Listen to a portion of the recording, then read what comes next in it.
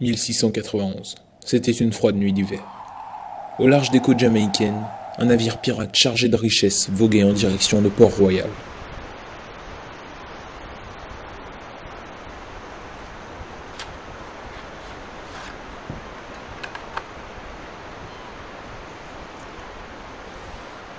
Après avoir pillé plusieurs galions espagnols, le flibustier s'était fait surprendre par le manque de vivres.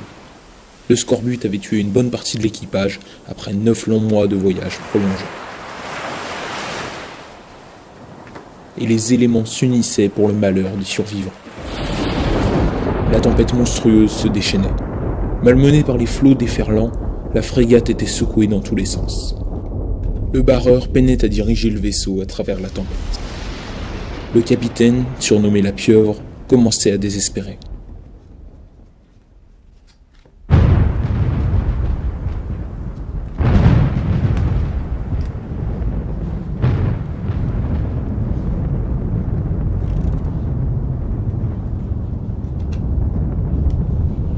Pour ne rien arranger, le second avait l'esprit vicieux.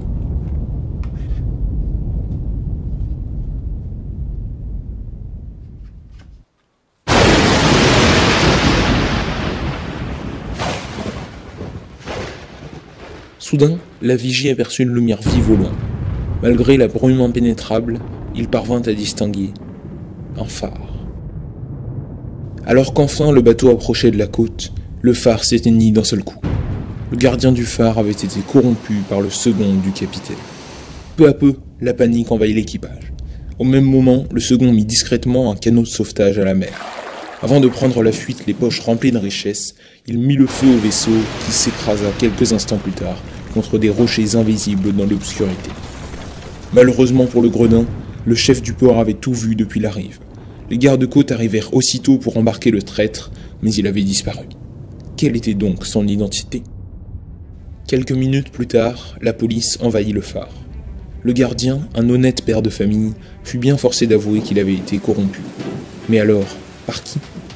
Devant l'obstination du gardien qui refusait de divulguer l'identité du fourbe, les enquêteurs eurent une idée. Ils allaient utiliser un détecteur de mensonges. Bien que rudimentaire et minimaliste, la machine fonctionnait à merveille.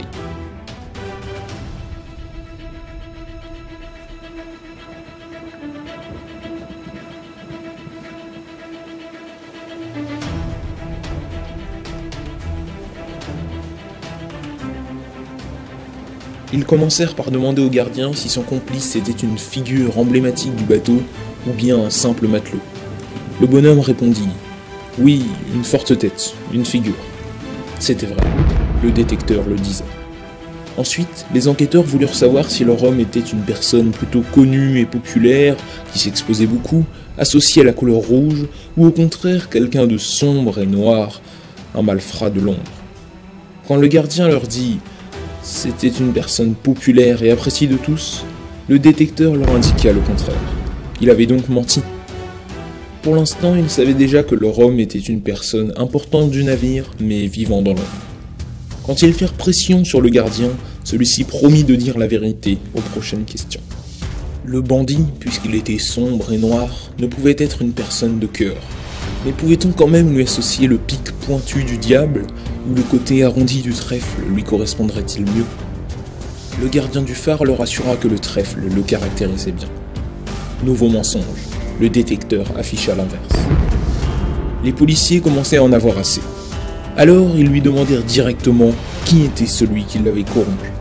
Le pauvre homme, ne sachant que dire, leur dit assurément que c'était le timonier du bateau. Mais la machine leur dévoila la véritable identité du bandit. Le valet de pique, le second du capitaine. Malgré bien des recherches, il restait introuvable.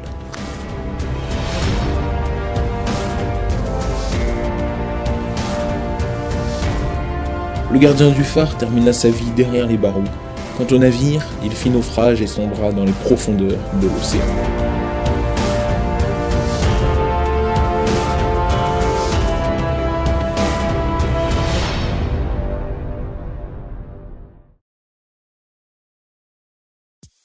Salut, c'est Magic Fun. Voilà, vous venez de voir ma deuxième version du détecteur de mensonges. Sachez que je me suis inspiré de la version du grand Bernard Billis. J'ai essayé de faire une présentation différente de d'habitude, comme vous venez de le voir. Je trouve que pour un premier essai, c'est plutôt pas mal. À vous de me dire dans l'espace commentaire si vous aimez ça. Maintenant, je vais bien sûr vous apprendre cette version. Juste avant, j'aimerais vous rappeler que j'ai créé une page Facebook Magic Fun. N'oubliez pas de la liker, comme ça vous serez tenu au courant de toute l'actualité de votre chaîne YouTube préférée. Et en plus, je publie régulièrement des petits bonus dessus, que ce soit photos ou vidéos. Le lien de ma page est en description. Allez, assez parlé, c'est parti pour les explications du tour.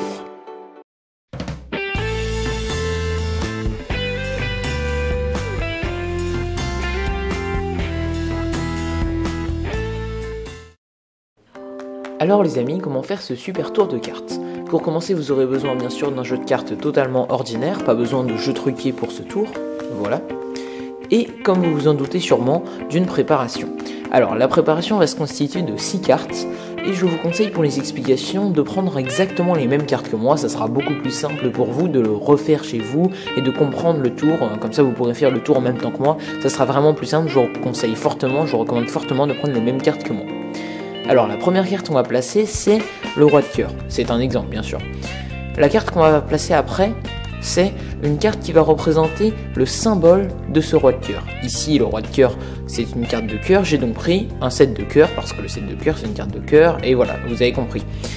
À savoir que le roi de cœur, ça va être la carte qu'on va ensuite faire choisir au spectateur. En fait, on va lui forcer le choix de cette carte, il ne va pas la choisir comme par hasard, évidemment, on va lui forcer le roi de cœur.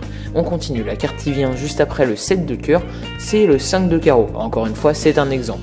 Le 5 de carreau, il va représenter la couleur du roi de cœur. Donc le roi de cœur, c'est une carte rouge, j'ai donc mis une carte rouge juste avant le 7 de cœur. Si la carte à forcer était une carte noire, j'aurais mis une carte noire avant le 7 de cœur, tout simplement.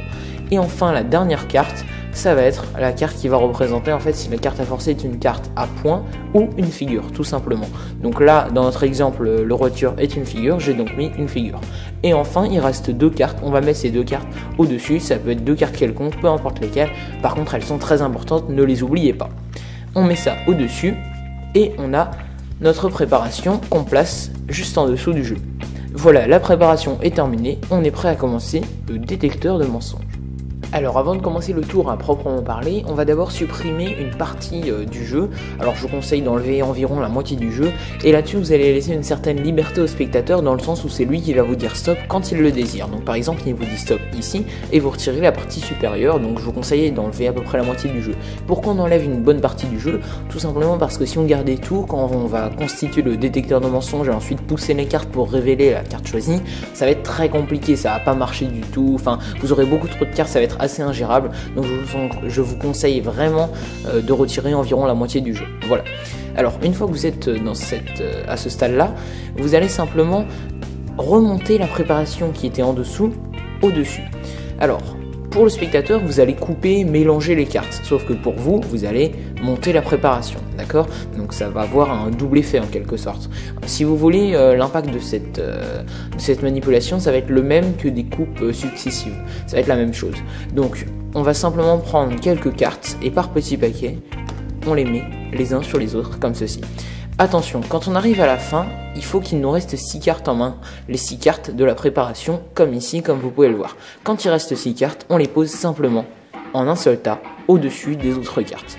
Et là, on a terminé, on a monté la préparation sur le dessus du jeu, on est prêt à forcer la carte au spectateur. La carte, le roi de cœur, je vous le rappelle. Pour forcer cette carte, on va utiliser un forçage que je vous ai déjà expliqué sur ma chaîne. C'est le forçage que j'appelle au retournement. Le forçage au retournement, ça ressemble à ça. Voilà. Et là, j'ai fait choisir le roi de cœur. Alors, je vais pas prendre le temps de vous expliquer ce forçage maintenant. Vous pouvez cliquer en haut à droite de votre écran pour apprendre ce forçage. Sinon, je mettrai également le lien dans la description de la vidéo. Parce que ça prendrait un peu trop de temps de vous l'expliquer maintenant. Comme ça, vous pourrez l'apprendre bien dans les détails si vous ne le connaissez pas. Alors, quand vous avez forcé la carte au spectateur, vous ne touchez à rien, vous remettez simplement la carte sur le dessus du jeu, et là vous allez refaire la même manipulation qu'au début, sauf que ça va être l'inverse. On va descendre, redescendre la préparation.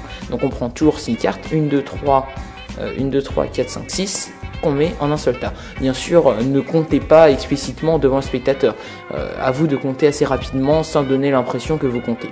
Et donc, vous faites ça par petits paquets de quelques cartes à chaque fois jusqu'à arriver à la fin des cartes.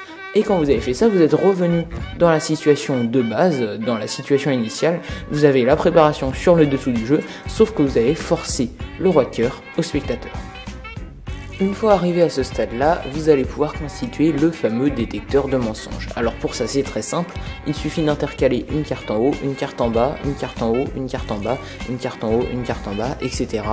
Et ce, jusqu'à épuisement des cartes. Alors là, vous voyez, c'est déjà un peu le bordel, c'est pas très joli, et ça aurait été pire si on avait laissé l'autre partie du jeu, environ la moitié du jeu, ça aurait été vraiment n'importe quoi. Et vous voyez que là, c'est pas très joli, vraiment, je vous conseille de prendre un peu de temps pour égaliser les cartes, pour que ça soit bien propre, bien net, parce que si vous faites pas ça, par la suite, eh bien, ça va pas du tout marcher, les cartes seront pas égalisées, ça va pas pousser correctement les bonnes cartes, bref, ça va être n'importe quoi, donc prenez bien votre temps pour égaliser toutes les cartes, que ça soit bien net et vraiment propre. Voilà, là, c'est parfait. Et une fois que vous jugez avoir un détecteur de mensonges correct, vous pouvez retourner l'ensemble pour avoir quelque chose face en l'air, les cartes face en l'air. Je vous conseille, si vous voulez, après c'est pour une question d'esthétisme simplement, vous pouvez retourner la carte qui est la plus au-dessus, donc la carte supérieure, comme ça quand on va pousser les autres cartes, on verra une carte face en bas. Enfin bref, c'est une question d'esthétisme, hein, pour ça vous faites comme vous voulez. Et une fois que vous êtes là, ça y est, vous allez enfin poser les fameuses questions au spectateur. Alors la première question que vous allez poser, c'est est-ce que votre carte c'était une figure ou une carte à points? Et donc là, la carte qui doit sortir, normalement, moi j'avais mis une figure, je sais plus exactement quelle carte c'était, mais en tout cas c'est une figure qui doit sortir. Donc il peut vous mentir bien entendu, et donc là, quand vous allez pousser, voilà, c'est bien une figure qui sort, même si c'est pas parfait. Voilà, c'est le valet de pique, parce que la carte c'est le roi de cœur, c'est une figure. Donc il peut vous mentir, et c'est très important que quand vous poussez les cartes, vous sentez les cartes glisser entre vos doigts. Il faut que vous ayez vraiment une bonne prise des cartes entre vos mains. Je vous assure qu'au début vous allez galérer, ça va être vraiment assez difficile de bien pousser les cartes, que ça soit la bonne carte qui sorte. Franchement ça va être assez galère, donc entraînez-vous. Il faut bien sentir les cartes entre ses doigts, serrer assez fort aussi. Je peux pas vous donner plus de conseils là-dessus. C'est de l'entraînement et il faut bien sentir les cartes. Voilà, c'est tout ce que je peux vous dire. Et donc ensuite, on continue avec la question suivante. La question c'est, est-ce que votre carte c'était une carte rouge ou une carte noire? Alors, admettons qu'ils disent c'est une carte noire. Et non, vous avez menti, c'était une carte rouge, d'accord? Et vous continuez comme ça. Vous posez la dernière question, c'était... non, l'avant-dernière question, pardon. Est-ce que votre carte, puisque c'est du rouge, puisque c'est une carte rouge, est-ce que c'est carreau ou est-ce que c'est cœur? Et donc là, il peut vous dire par exemple carreau. Et non, c'était cœur. Petit menteur. Et vous terminez par la dernière question. Quelle était votre carte, puisque c'est une carte rouge de cœur? C'est le valet de cœur, puisque c'était une figure aussi. Et non, c'était le roi de cœur. Donc vous voyez que là ça marche vraiment bien. Après vous pouvez donner le roi de cœur à examiner et même toutes les autres cartes si vous voulez. Et vous avez réussi le tour de magie du détecteur de mensonges.